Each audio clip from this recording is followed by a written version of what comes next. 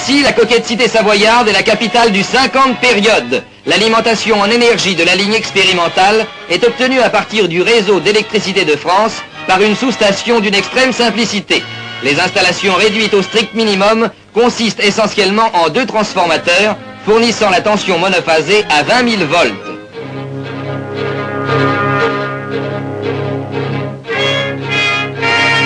Les congressistes, dont beaucoup ont quitté Paris la veille, retrouvent ici la silhouette bien connue des automotrices de la banlieue Saint-Lazare. Monsieur Armand, directeur général de la SNCF, se fait une joie de leur expliquer cette mutation. Grâce à un effort exceptionnel des services d'études et des ateliers de la SNCF, un équipement électrique spécial fourni par la Westinghouse Electric Corporation a permis la conversion de cette automotrice à la traction monophasée avec le minimum de transformation. On se trouve ici en présence d'une technique dans laquelle l'industrie américaine a placé toute sa confiance.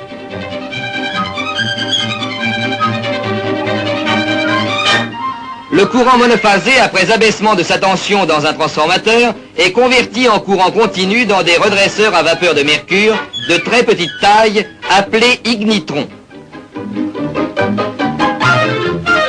Cette automotrice fonctionnait déjà sous courant monophasé, mais à la fréquence 16/2 sur la Deutsche Bundesbahn. Convertie aux 50 périodes par les soins de la mission d'essai SNCF en Allemagne, sous la conduite de M. de Giacomoni, elle est équipée d'un moteur à 50 périodes étudié par le professeur Müller. L'automotrice Z9051 résulte de la transformation d'une automotrice de banlieue à 1500 volts. L'équipement électrique a été construit par les usines suisses et françaises Oerlikon.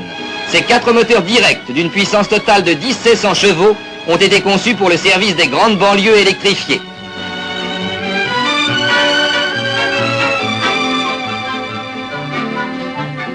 La locomotrice BB8051, construite par Alstom, appartient comme l'automotrice à ignitron à la famille des engins à redresseurs. Mais ces derniers sont ici du type polyanodique, scellés et refroidis par air. On attend beaucoup d'enseignements d'un tel type de machine, capable de résoudre des problèmes de traction difficiles. En service sur la ligne du Hollental en Allemagne, la locomotrice BBAEG à 50 périodes est caractérisée essentiellement par ses moteurs monophasés spéciaux à 2 collecteurs et par une batterie de condensateurs destinée à améliorer son facteur de puissance.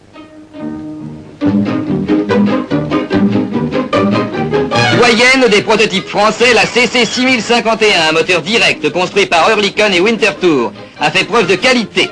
Ayant parcouru 150 000 km en un an avec une parfaite régularité, elle continue depuis à défendre brillamment l'honneur du 50 périodes.